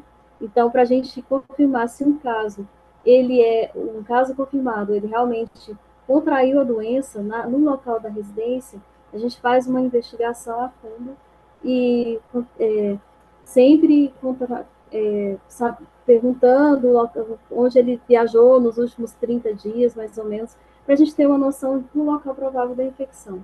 Além disso, monitorar a tendência da endemia, considerando sua distribuição do tempo, espaço, porque em relação à investigação a gente tem que ter essa noção de tempo, lugar, pessoa, dar condições para que os profissionais da rede de assistência possam diagnosticar e tratar os casos, isso na questão humana, indicar as ações de prevenção de acordo com a situação epidemiológica, monitorar os eventos adversos a medicamentos e investigar todos os supostos óbitos de MPV. Então, essa é uma área de atuação do médico veterinário que trabalha na saúde pública, enfatizando a questão da assistência ao ser humano. Pode passar. Quando a gente... Pode passar. Está no quadrinho a caracterização epidemiológica? Então, quando a gente fala em caracterização epidemiológica das doenças, pode voltar, Andressa. Essa? Não, a do Globo. Isso. Então, quando a gente faz a investigação, a gente precisa saber essa caracterização epidemiológica das doenças como um todo, não só sobre a leishmaniose visceral. A gente precisa conhecer a natureza, o comportamento e decidir o tipo de resposta necessária para cada controle, segundo a OPAS. Pode passar. Então, quando a gente vai para fazer as estratégias de controle e vigilância do vetor, a gente tem que trabalhar a vigilância vetorial, o manejo ambiental e o controle químico. Ou seja, são ações específicas para a gente poder fazer essa vigilância em cima desse vetor. Quando a gente fala em manejo ambiental, não é somente a aplicação de máquinas pesadas, equipamentos em relação ao meio ambiente. O simples fato de rastelar, de varrer, já é uma situação bem importante para a gente conseguir evitar a proliferação desse vetor, que ele é um inseto que se multiplica, se prolifera no solo, ele não é aquático. Então, ele gosta de matéria orgânica, restos de folhas, de frutas, de fezes de animais. Então, essa questão do foco em lidar com o vetor é importantíssimo para a quebra do ciclo de transmissão da doença. Pode passar. Então, quando a gente fala em vetor, a gente faz o monitoramento deles, colocando armadilhas luminosas tipo CDC para a gente saber a distribuição sazonal dele. Então, aqui em Araguaína, a gente tem uma frequência bem importante em agosto e novembro, ou seja, tanto na época seca quanto chuvosa. Então, além disso, das espécies que são capturadas, nós temos... Pode passar. Nós temos o Lutzomia longipalpis, que é a espécie que é a transmissora da leishmaniose visceral. Em 91% das amostras capturadas. Em segundo lugar, nós temos o Leishmania, que é a espécie incriminada para a leishmaniose tegumentar. Pode passar. Além disso, no outro componente, nós temos o reservatório doméstico, sendo o cão incriminado nesse ciclo de transmissão. As ações elas são direcionadas para vigilância, ou seja, a disponibilização de exames para os cães, que frente a demandas espontâneas da população, os inquéritos sorológicos, ou seja, a gente faz uma base estatística, uma coleta otária, para a gente saber a prevalência da leishmaniose visceral nesses cães, e a eutanásia, segundo a resolução número 1000 do Conselho Federal de Medicina Veterinária de 2012, onde dispõe todos os procedimentos e métodos adequados. Pode passar. Quando a gente fala em vigilância canina, vigilância, onde nós temos, a partir do momento que nós temos um cão suspeito de leishmaniose visceral, nós temos dois métodos de diagnóstico. O primeiro é o teste rápido, ele é considerado de triagem, e se ele der positivo, a gente tem que encaminhar essa amostra para fazer o exame de ELISA, o sorológico, que esse sim é o exame confirmatório. Se for positivo, confirmado, este cão, ele pode seguir, o tutor pode optar ou pela eutanásia ou pelo tratamento, mas não é disponibilizado pela rede do SUS. Por uma questão, esse assunto é bastante polêmico, porque diz respeito à questão epidemiológica, com a questão de não há cura parasitológica. Então, assim, existe uma grande polêmica em relação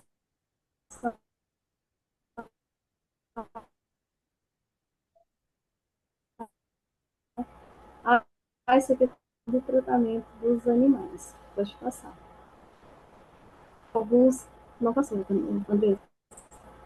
Além disso, nós temos algumas situações que são as vacinas anti-leishmaniose, mas não se configura como medida de saúde pública, apenas com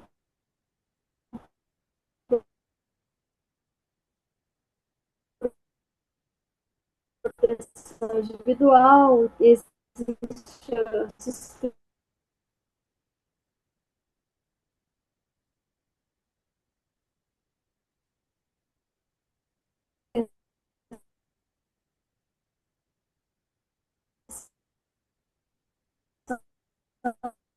dessa vacina, né, no projeto piloto para avaliação de 2012 a 2015, para Bastante agora, doutora. Era aqui que a senhora aí falhou bastante quando a senhora estava falando dessas vacinas, doutora. Se a senhora puder repetir? sim, tá joia. Então, nós tínhamos a vacina anti-leishmaniose no mercado, mas elas foram suspensas até o momento, mas elas não se configuravam como medida de saúde pública, apenas com proteção individual. Existe a liberação do tratamento através do medicamento metefosina, também não se configura como medida de saúde pública, apenas com manejo clínico de caráter individual. Pode passar, Andrés, por favor. O município de Araguaína, ele participou do projeto piloto entre os 15 municípios para fazer a avaliação da eficácia dessa coleira, que é uma coleira impregnada com inseticida. O município foi dividido em duas grandes áreas, uma com a intervenção, com o uso da coleira, e a outra como área controle. Então, nós tivemos essa avaliação em 2012 até 2015, e nós tivemos uma resposta muito positiva, assim como os outros demais 14 municípios que estavam participando desse projeto. Pode passar. Então, nós temos a nota técnica número 5, onde trata-se da incorporação, essa proposta de incorporação das coleiras. O Brasil é o único país onde inseriu essa nova ferramenta de controle para leishmaniose visceral, pode passar. Para a gente, primeiramente, nós fizemos uma estratificação de risco das áreas para a gente realizar esse empoderamento. A gente avaliou as unidades operacionais como áreas de trabalho locais, dividimos o município de Araguaína em áreas com basicamente 10 mil a 30 mil habitantes, fazendo um planejamento para a gente poder executar as ações de vigilância e controle. Utilizamos também, pode passar, Andressa, a frequência de casos nos últimos anos. Quando a gente tinha 1 ou 2 casos consecutivos, nós classificamos como área baixa de risco de transmissão, 3 anos consecutivos médio, 4 anos alto. Pode passar. Pode passar, Andressa. Oi, travou?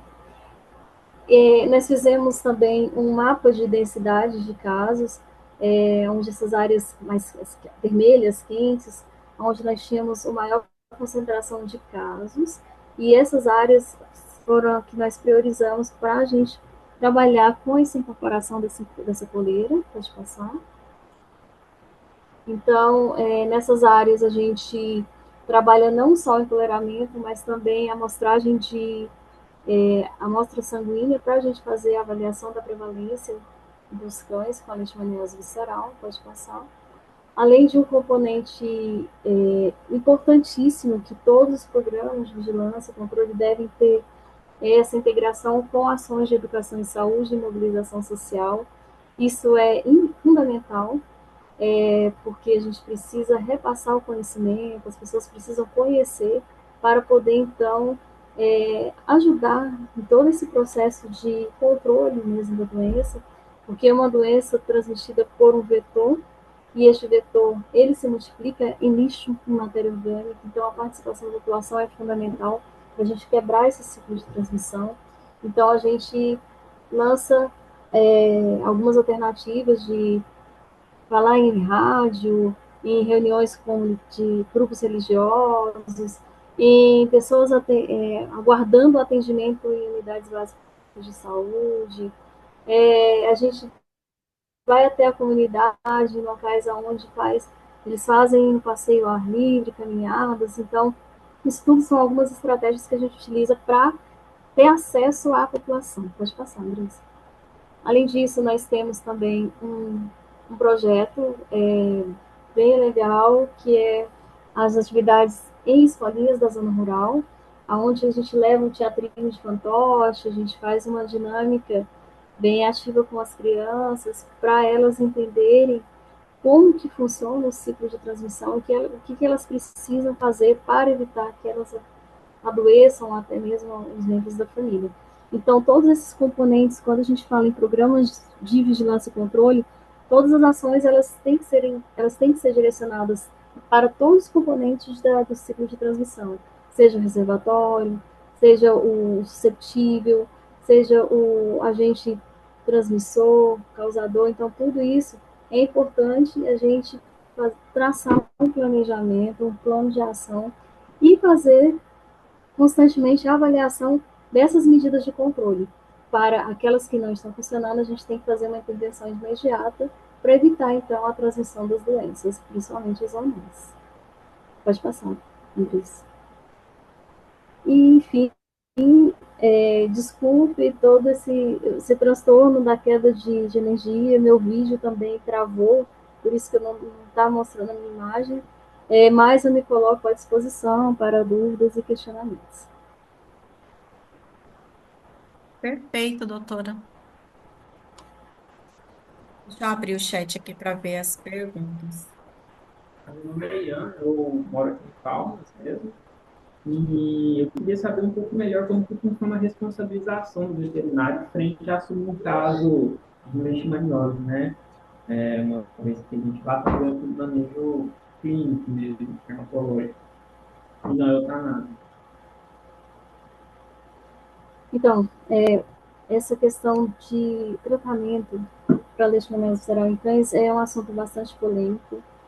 Hoje, o tutor ele tem a opção de tratar o seu animalzinho e o médico veterinário, ele é o responsável pelo esse tratamento, mas a responsabilidade maior também é a do tutor, porque os protocolos eles devem ser seguidos, existe um protocolo de tratamento, e a gente tem conhecimento que uma grande parte dos tutores eles não seguem devidamente o que o médico veterinário de clínica recomenda, preconiza. Além disso, não é somente o uso do medicamento, mas também o uso da coleira impregnada durante todo o tratamento, na verdade, por toda a vida dele. Utilizar telas para evitar a maior a exposição do vetor ao cãozinho. O tutor ele assina um termo de responsabilidade, aonde quando ele opta pelo tratamento, ele realmente tem que seguir todos os protocolos que são devidos. Agora, em relação a esse processo de responsabilização do médico veterinário que está acompanhando, a gente, até o momento, não tem uma legislação específica, eu acho que o Felipe pode até depois contribuir em relação a isso, mas ainda tem muito a avançar em relação a isso. É uma matéria de discussão muito grande a nível do Ministério Público, já tem nos questionado em relação a isso, porque a gente, epidemiologicamente, a gente tem essa preocupação em relação que não há cura parasitológica, então o reservatório ele realmente fica muito suscetível, fica exposto, né, a nova picada do inseto, né, para haver a transmissão da doença. Então tudo isso, a leishmaniose ela é muito complexa, então muita coisa ainda tem a avançar. A gente precisa muito dessas discussões, né, para a gente chegar num denominador comum para a gente poder contornar toda essa situação. Perfeito, obrigado. Por nada. Perfeito, doutora Catherine. Obrigada pela sua contribuição. Por nada, à disposição. A doutora Andressa fez uma pergunta aqui. Não me atentei, mas o CCZ ainda faz eutanásia de animais relativamente saudáveis, mas que sejam positivos para a leishmaniose? Já tive paciente que estava relativamente saudável, mas infelizmente a tutora optou por eutanasiar a paciente, porque sei que é um assunto complicado, mas tem essa dúvida, doutora Catherine. Sim, em relação na verdade, quando o animal ele dá soro reagente, ou seja, ele está positivo, ele entra nessa questão da indicação da eutanásia, por conta desse ciclo de transmissão da doença. Então, se o animal ele está infectado, ele está exposto, sujeito a um vetor picá-lo, esse vetor vai se infectar e vai continuar o ciclo de transmissão. Clinicamente saudável não quer dizer que ele não é um risco para ocorrer a transmissão da doença. Esse é o grande problema, né? Então, assim, a partir do momento que a pessoa opta para tratar, ele não é só o tratamento que é suficiente. Tem que ter a proteção da coleira, de telas de proteção para esse animalzinho, né? Então, a questão mesmo é porque ele é um reservatório, né? Então, o que a gente questiona bastante é em relação ao tratamento, após tratamento, se há redução da carga parasitária. E se essa redução ela consegue não infectar o vetor, né? Então, isso ainda há uma grande discussão. Mas, epidemiologicamente, um animal saudável, mas estando infectado, ele representa, sim, um risco para a transmissão da doença, epidemiologicamente falando. Certo. Obrigada, doutora Catherine.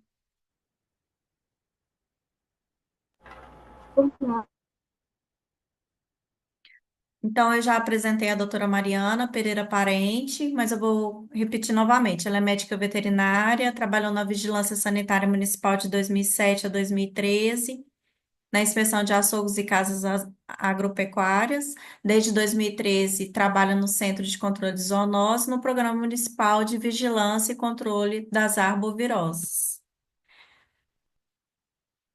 Doutora Mariana, é contigo. Você espelha para mim, por favor. Então, boa noite para todo mundo. Eu estou, né, à frente do Programa Municipal de vigilância e controle das doenças transmitidas pelo Aedes aegypti. Esse programa é um programa que tem nas 3 esferas, esfera federal, estadual e municipal, certo? Pode passar.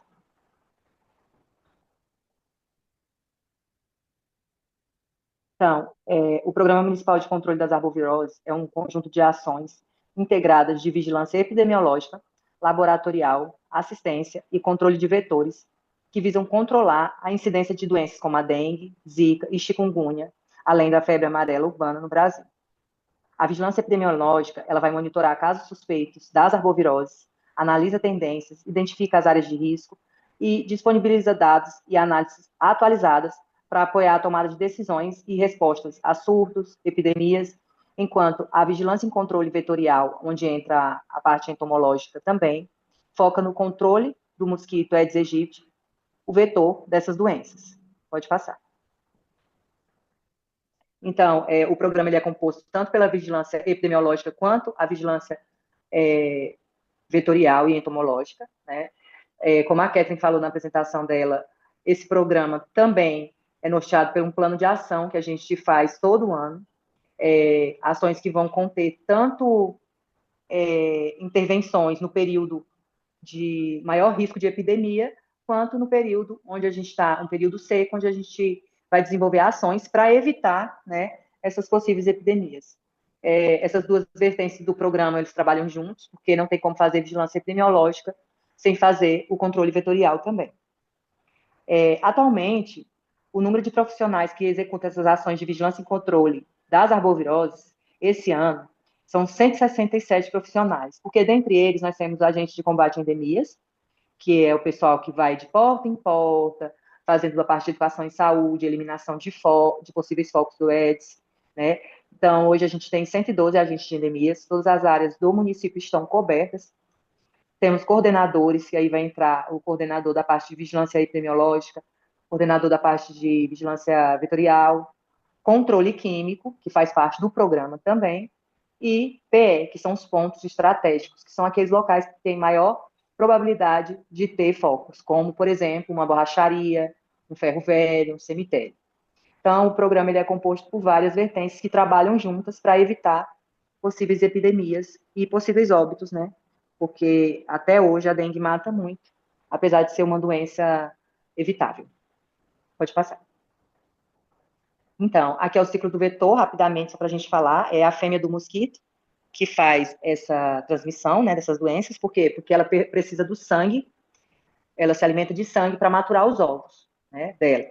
Então, a fêmea do mosquito, ela vai depositar ovos em recipientes com água. Esse recipiente, ele pode ser desde uma tampa de garrafa, por exemplo, casca de ovo, até mesmo uma caixa d'água sem tampa. Ela deposita sempre na borda do recipiente, ela nunca deposita ali na água, porque ela é inteligente, ela deposita nessa borda, o ovo tem uma cola que cola nessa borda e faz com que ele fique um pouco mais protegido de ser eliminado. Pode passar. Então, por exemplo, eu tenho ali uma tampa de garrafa ou uma garrafa de cerveja no quintal. Vem a chuva, lá a fêmea já depositou o ovo lá na borda desse recipiente, dessa garrafa. Vem a chuva, vai transbordar a água nesse recipiente, ele vai entrar em contato com os ovos, e ali os ovos vão eclodir e vai se instalar um novo foco. Pode passar. Esse processo entre o contato do ovo com a água até o mosquito sair voando, que é o Aedes aegypti, é de 7 a 10 dias, então é um processo muito rápido. Ele tem o estágio de ovo, 4 estágios larvais, pupa e mosquito, de 7 a 10 dias todo esse processo acontece, e temos aí mosquitos voando no ambiente. Então, por isso que quando temos epidemia de dengue, são avassaladoras, são muito grandes. Pode passar. Então, uma curiosidade, a gente sabe que o mosquito, que o ovo fica lá, nessa borda desse recipiente, aguardando contato com a água, e ele pode aguardar até 450 dias o contato com essa água para eclodir, certo? Então, ele fica ali latente, só aguardando esse contato com a água. Pode passar. Então, Aedes aegypti é um mosquito preto com listras e manchas brancas, é bem visível a olho nu, bem diferente da muriçoca. Quando a gente mata, a gente consegue ver até as listras brancas dele. Ele possui alta capacidade de dispersão, propaga-se em ambiente urbano, mas a gente encontra também ele no ambiente rural, porque a gente acaba levando no carro, no vaso de planta. Ele possui hábito diurno, geralmente ao amanhecer e a entardecer. Pica várias vezes até completar a alimentação sanguínea. Tem afinidade pelo sangue humano e transmite dengue, zika, chikungunya, febre amarela urbana e outras viroses. Vive, em média, até 45 dias. Pode passar.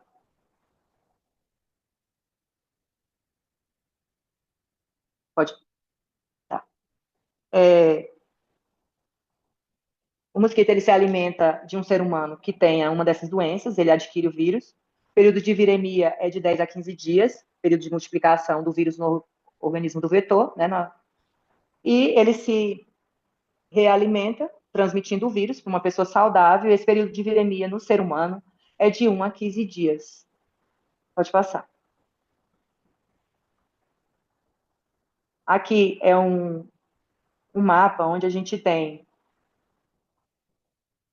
o LIRA realizado esse ano, né, os 3 primeiros LIRAs. Esse LIRA é uma medida de índice de infestação predial, que é uma medida que é feita pelo controle vetorial, né, os agentes de endemias realizam essa pesquisa, que nada mais é do que eles vão fazer a vistoria nas residências, fazem a coleta de larvas, certo? Que podem ou não ser de Aedes. Essas larvas vão para o laboratório de entomologia, lá elas são classificadas como sendo ou não de Aedes. É preconizado pelo Ministério da Saúde baixo risco de epidemia, que ele tenha 0,9. Maior que 1 até 3,9, médio risco. E maior que 3,9, alto risco. De quê? De epidemia. Né? Então, o nosso primeiro ciclo, que correspondeu a janeiro e fevereiro, deu 10,5, quer dizer, alto risco de epidemia. O ciclo 2, que foi março e abril, 4,8, também alto risco de epidemia.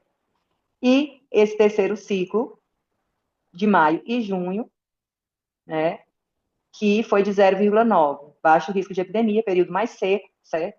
Esse ciclo 4 está sendo realizado essa semana, o LIRA, tá? E aí a gente vai ter um outro índice que com certeza vai ser abaixo de 1, até por causa do período seco. Isso aqui, o que nos preocupa mais sempre é no período chuvoso, né? Como vocês podem ver, de janeiro e fevereiro, o primeiro ciclo, foi grande risco de epidemia. Pode passar.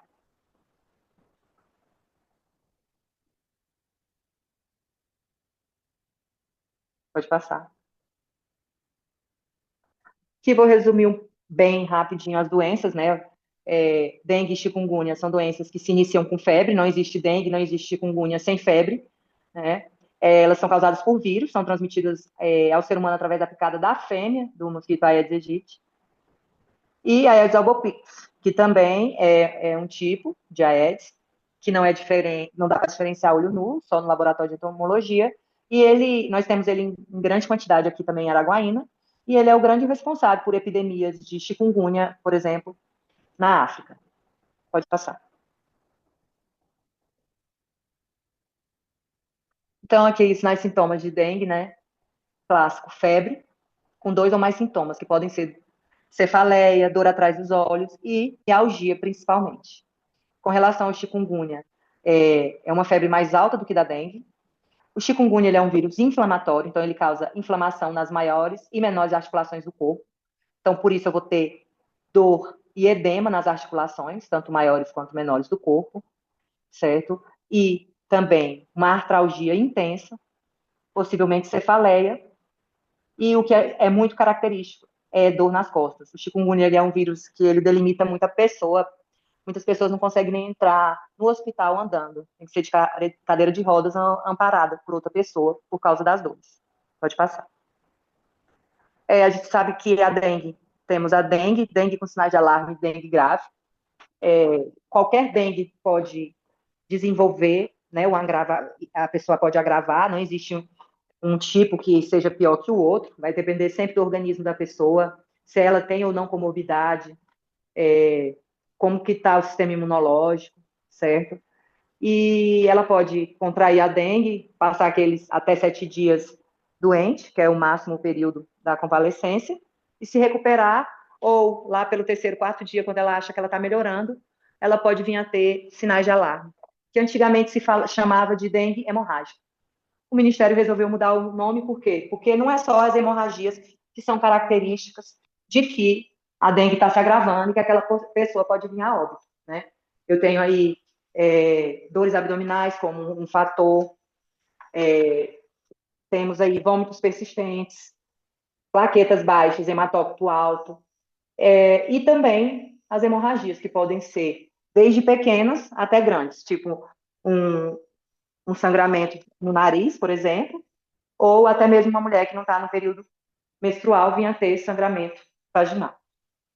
E com relação à chikungunya também, eu tenho aqueles 7 dias de convalescência, no máximo, a pessoa pode se recuperar, ou pode se cessar a febre e ela continuar com aquelas dores crônicas por até 3 meses. Pode passar. E se a pessoa procurar atendimento, no caso, se tiver com dengue com sinal de alarme, receber muita hidratação, porque o que mata na dengue é a desidratação, ela se recupera. Ou, se não, ela pode entrar em choque, né? Pode desenvolver a dengue grave, que nada mais é, resumidamente, a pessoa entra em choque, e para reverter a situação da dengue grave é quase impossível, a pessoa vem a óbito muito rapidamente, geralmente no 5º a 6º dia de sintomas. Com relação à chikungunya, também pode, na fase subaguda, a pessoa se recuperar depois dos 3 meses de dores, né? Claro que com anti-inflamatório, prescrito por um médico,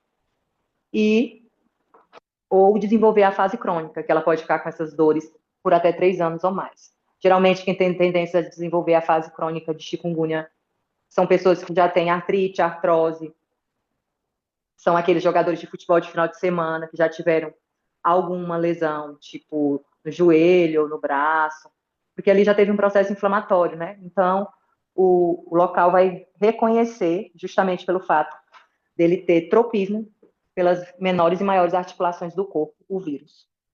Pode passar. A dengue, ela possui 4 sorotipos, dengue 1, 2, 3 e 4. Então, eu posso contrair dengue 4 vezes ao longo da vida, né? Se eu contrair o dengue 1 e me recuperar, eu estou imune a ele, e assim sucessivamente para os outros sorotipos, tá? Com relação à chikungunya e zika, é somente um sorotipo de chikungunya e um de zika. Então, se eu pegar chikungunya e me recuperar, eu estou imune a ele. E para o zika também, se eu pegar a zika e me recuperar, eu estou imune a ele. Pode passar. Pode passar. Aqui, com relação a exames laboratoriais, do 1º ao 5º dia para dengue e zika, é o RT-PCR. A partir do 6º dia até o 30º para dengue, vai ser sorologia, no caso, IgM positivo, né? Que é doença recente, e IgG, doença que já aconteceu há um bom tempo. Com relação ao chikungunya, eu consigo fazer o PCR do 1º ao 8º dia, e a sorologia do 9º ao 90º dia. Pode passar. Isso tudo é sangue, tá? A coleta. Com relação ao Zika, eu deixei o Zika em separado porque a principal sintomatologia do Zika não vai ser a febre, porque a febre, ela pode nem existir, inclusive 80% dos pacientes não têm febre. A principal sintomatologia vai ser o exantema, as manchas vermelhas pelo corpo, que podem vir aí com uma febre ou não. A febre, se ela vier, vai ser uma febre baixa, quase imperceptível. Pode passar. Aí, como eu falei, eu vou ter o exantema, eu posso ter hiperemia conjuntival, uma vermelhidão nos olhos, posso ter edema articular também, certo? E dor articular. Pode passar.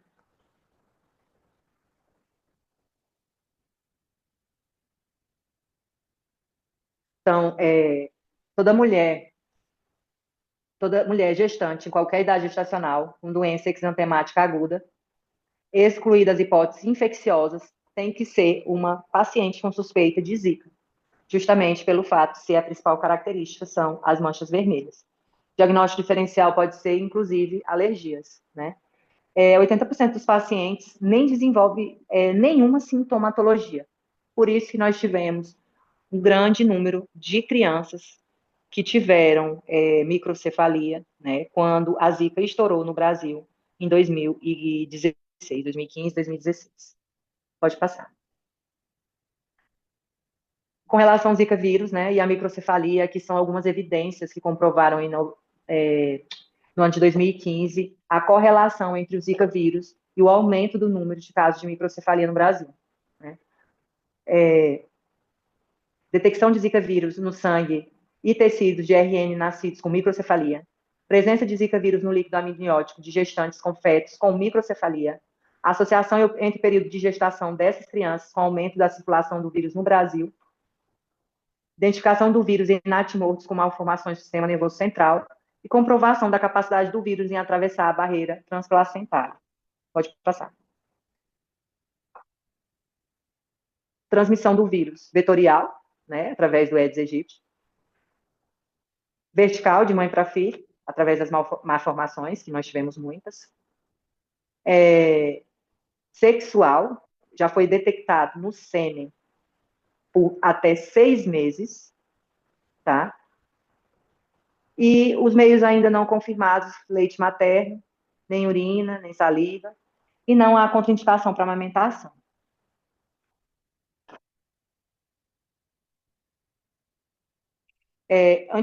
Assim que foi descoberta essa associação com o aumento do número de casos de microcefalia, só se falava em microcefalia.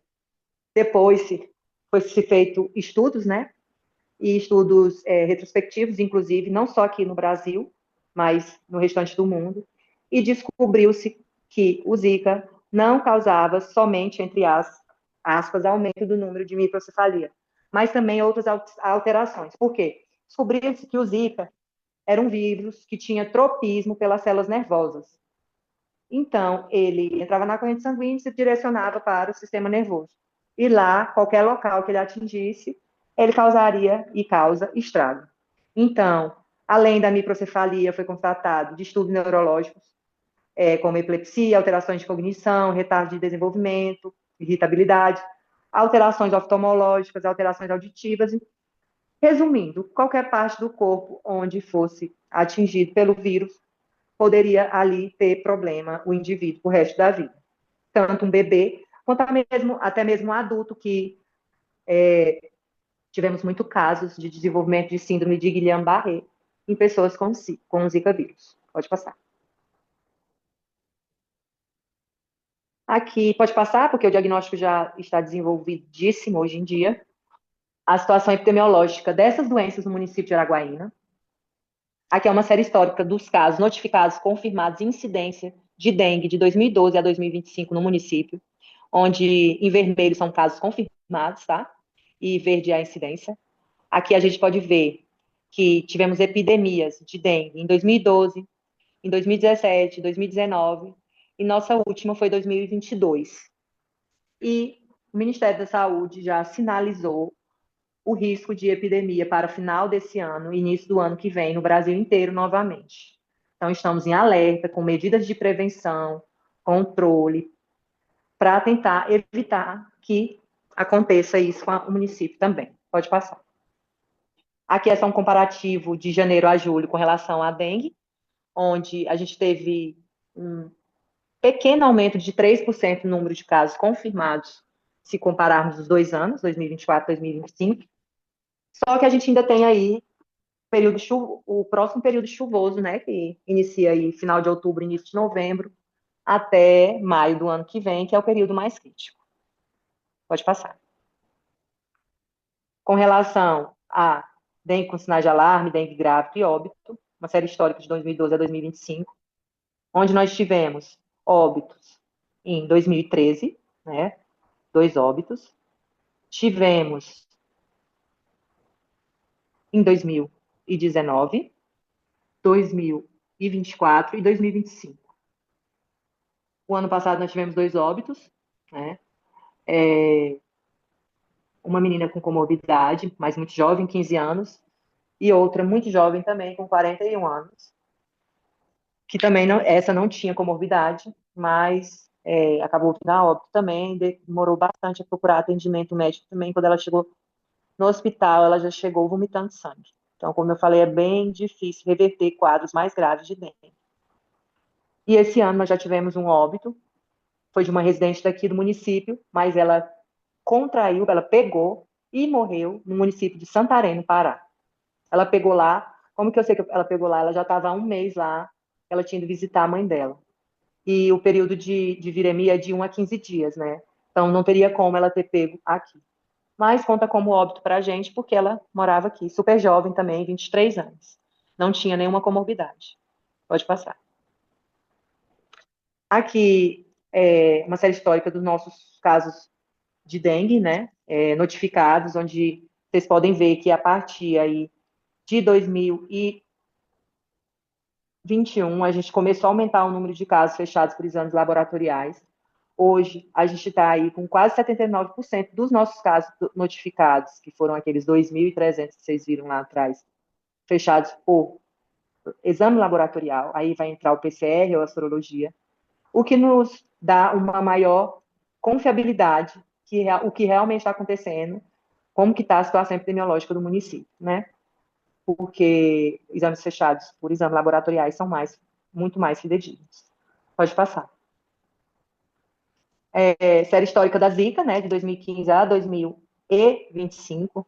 Lembrando que 2015, que foi diagnosticado caso de Zika no Brasil, e já em 2015 nós tivemos confirmação no município com 5 casos confirmados.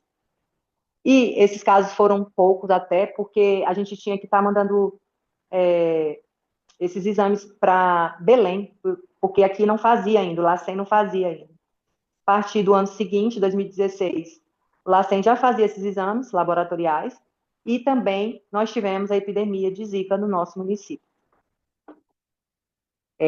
onde a gente teve aí mais de 300 casos confirmados, com uma incidência absurda de mais de 185,7. E no ano seguinte tivemos 144 casos. Depois a tendência foi só redução, porque, como eu falei, é somente um sorotipo, né? Então, como muita gente já contraiu, e também lembrando que 80% dos casos são assintomáticos, é possível que a gente não tenha uma epidemia de Zika no município e nem no Brasil por muitos e muitos anos, né? Até uma galera suscetível aí começar a nascer e ficar exposta ao vírus, né? Porque muita gente no país já é imune. Pode passar. Com relação ao chikungunya também, certo? O chikungunya, em 2016, foi quando ele surgiu, nós tivemos 19 casos confirmados. Aconteceu a mesma questão com ele, os exames iam para Belém, então demoravam a chegar. Nós tivemos aí a introdução do vírus no município. 2017 já foi a epidemia, o grande boom, onde a gente teve mais de 500 casos confirmados de chikungunya. Depois só foi reduzindo, como era previsível. Chama atenção aí 2022, onde a gente teve um grande número de casos em Araguaína, mas onde foi principalmente no bairro de Fátima, que é um bairro relativamente pequeno aqui em Araguaína, mas que toda a população do bairro pegou o chikungunya em 2022. Pode passar. Então, entre as ações desenvolvidas no programa das arboviroses, como eu falei, a gente tem aí a questão de planos, né, para direcionar nossas ações, tanto na parte de vigilância quanto na parte de vetorial e entomológica. As ações, elas envolvem desde investigação de casos suspeitos de dengue, até visita a pacientes com suspeita. A gente tem essa interligação com o controle vetorial, porque todo paciente suspeito de dengue, que esteja internado, ou que seja aquele grupo de risco que vai aí, idoso, gestante, criança, a gente pede para a equipe dos agentes de endemia estar retornando na residência daquele paciente, fazendo vistoria novamente na residência, eliminando o foco, e em 10 quarteirões ao redor da casa daquele paciente. Depois a gente aciona o controle químico, onde vai na casa desse paciente, faz a borrifação com bombas costais, utilizando aquele mesmo produto do carro fumacê, para estar eliminando o maior número de Aedes no ambiente que estão voando, que pode estar, né, com dengue ou com zika ou chikungunya, para evitar justamente que se espalhe pelo bairro e pela cidade o vírus, os vírus, né? Então, são ações conjuntas, integradas no programa, que tentam aí estar minimizando essas doenças no nosso município, certo? Tentando controlar ou evitar até mesmo epidemias para essas doenças. Com relação ao programa, nós temos também a parte da educação e saúde. A gente tem um grupo de pessoas específico para educação e saúde no município, onde eles fazem desde a educação das crianças de 2, 3, 4 anos, até nós veterinários fazemos aí treinamentos e palestras com médicos, enfermeiros, também nos hospitais, nas UBSs. Então, a gente tem teatro de fantoche para essas crianças, né? Porque é a forma mais fácil de estar explicando como prevenir essas doenças. E a gente sabe também que tem muita gente que não tem mais jeito, né? Então a gente pensa assim, vamos educar as crianças para a gente conseguir educar a nova geração, porque com eles é mais fácil, eles cobram os pais, eles brigam, eles depois chegam contando, olha, eu lá na minha casa eu pedi para meu pai limpar o quintal. Então é muito legal. A gente tem assim o intuito de sempre estar fazendo muita educação em saúde o tempo inteiro. Com relação às arboviroses, a gente já fez esse ano mais de 70 eventos, que entra aí tanto dengue, zika quanto chikungunya, e a gente já sensibilizou mais de 7.000 pessoas nesses eventos. Pode passar. Era isso que eu tinha para falar um pouquinho para vocês sobre a rotina, até para vocês saberem também como está o número de casos da doença, né, no município. Sabe, quando eu fazia faculdade, nem eu sabia que eu poderia estar trabalhando nessa área de saúde pública, né, porque eu acho que, inclusive, é uma falha que a faculdade veterinária precisava corrigir, que era uma matéria específica de saúde pública, porque depois a gente vê a importância do veterinário na saúde pública também, né? E a gente sai meio cru da faculdade. A gente nem sabe que a gente tem, que a gente pode ter esse caminho, por exemplo. Então, era isso que eu queria falar para vocês. Estou aberta a perguntas. Obrigada, doutora Mariana. Então, alguém, De se nada. tiverem perguntas, podem abrir o microfone ou digitar no chat rapidinho.